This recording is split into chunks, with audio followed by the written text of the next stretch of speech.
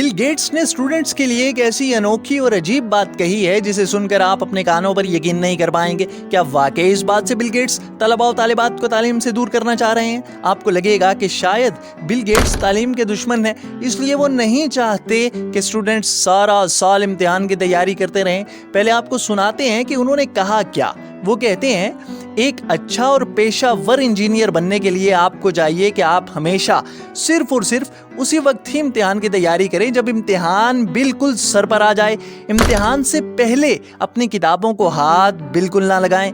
यहाँ तक सुन के तो वाकई आपके 14 तबक रोशन हो चुके होंगे, लेकिन अभी मैंने उनकी आधी बात कोट की है। उनकी अगली आधी बात यह है कि अगर आप इम्तिहान की तैयारी उस वक्त करेंगे जब इम्तिहान सर पर आ जाएंगे तो इससे आपका मामूली सा नुकसान तो होगा ही, लेकिन इसके जरिए आपको जिंदगी के 2 अजीम सबक सीखने का मौका मिलेगा।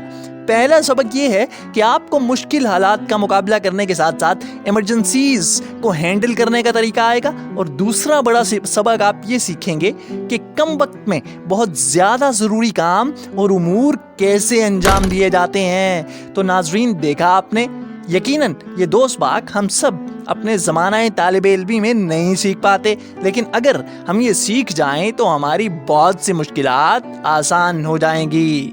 मज़ीद मालूमाती वीडियोस के लिए चैनल को सब्सक्राइब करें और बेल के आइकन को भी दबा दें।